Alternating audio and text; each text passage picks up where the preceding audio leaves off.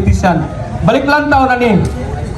Sa panahon ni Presidente Rodrigo Duterte, balikan na to ang pandemic nga mo'y nakita nako nga dakong impacts sa nilabay nga serbisyo sa termino ni Presidente Rodrigo Duterte. During pandemic, nakita na to nga kung lahi pa'y namunuan na itong panahon na sa pandemic, siguro wala na yung nangabuhi na itong tanan karon. Dili ta mamatay sa gutom, mamatay ta sa short sa tambal o injection nga gikilalan sa batagusan na to, aron masipti ta sa virus nga COVID-19 nga nihampak sa tibok nasod o dili sa ato pod sa nasod sa Pilipinas. Dili sa gutom mamatay, kundi mapatay kita tungod sa kaluya kahinay sa aksyon sa kinsa may namunuan og dili sa Duterte katong panahon na naglingkod ato. Tinuod dili. Tungod ni Presidente Duterte, nagpadayon ang programa ang Build program.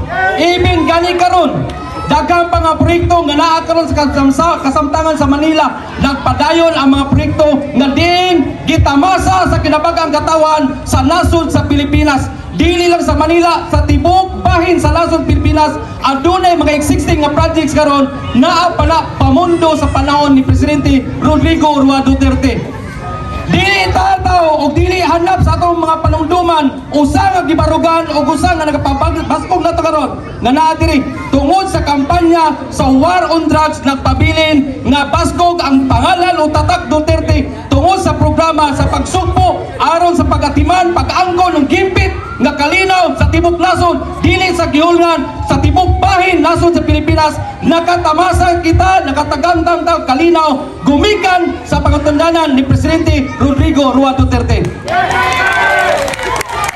So alang galingon tanan, balik lantaw na ni ato ring hanumduman ang unsa mga programa kayuhan nga gihatag sa atong presidente nga kinsa karon gipatamas-tamasan o kinsa karon gibiay-biay ang kinabuhi ni Presidente Rodrigo Duterte susama sa kinabuhi sa atong Ginoo.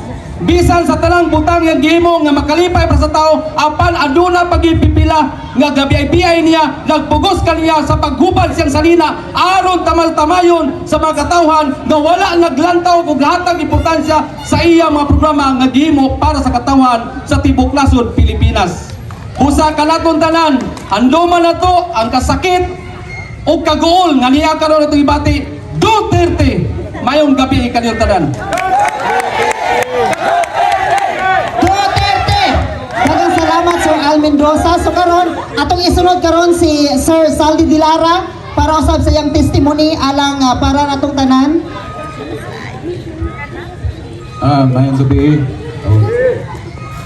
Dali-dali na nawag na nagulakat sa panahon o lugar gihatag na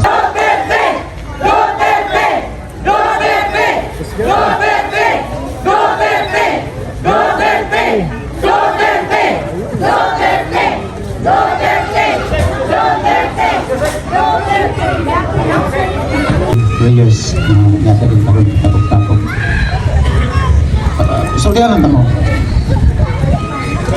Nitulog yung kumuluwa ng gabi. Natulog yung mga midnight na tulog sa naitabo.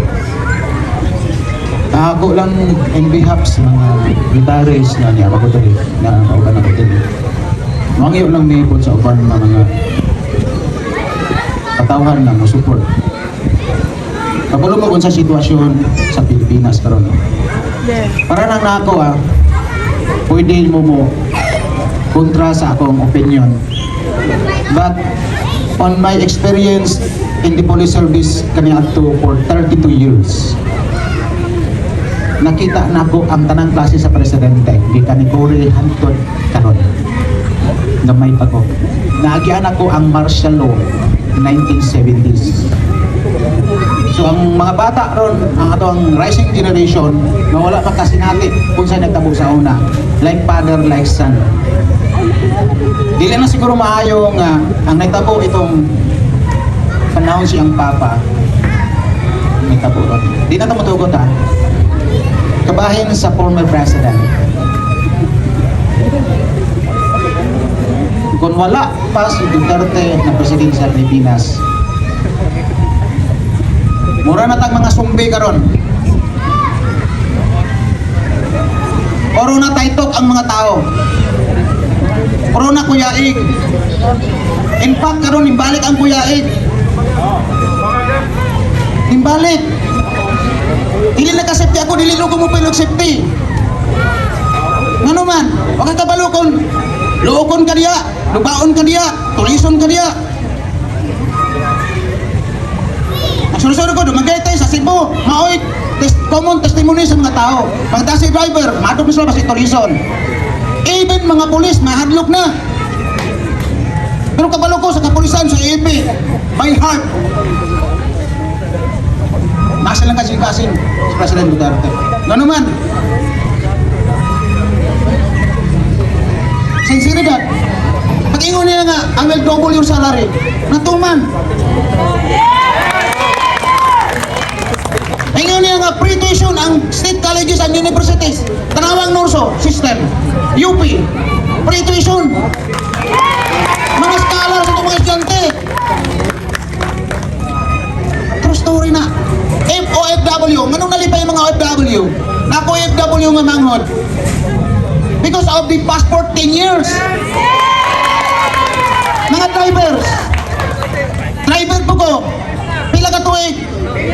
10 years. Nag-pandemic. Kung dili pa si President Duterte ang leader, nangamatay na tagurot. Swerte na survivors na tanan because we have been led by a good leader. Nasa political will. No, para sa mga drug pushers, drug addict, concerned family, no open lang ha. Ayaw ka alalain sa akong istorya. Demonyo si Duterte sa mga drug pushers o drug lord o drug syndicate. But he is an angel from God. Magipadala na rin para maluwas na sa kadaot sa drug addiction.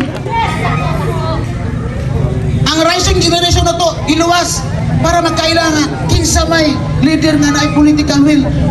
Pagsumpo unta sa drugas, wala yung nasumpo in 6 years. Imagine sa gihulngan, pila man dire ni surrender. I was the leader of the Tukhang. Pila, Mildos.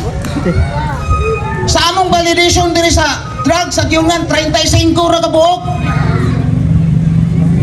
But when Duterte came into office as president, nahimo nga Mildos tapin wapay labot yung ning sibat. See, nakita na to object, associative evidence, concrete evidence, base evidence, nakita na to on record na nasa ato ang computer sa database na to, pinakatao ang surrender. Ipalangga na to itong mga drug dependents, ipadala media conditions sa itong local government, tabang sa itong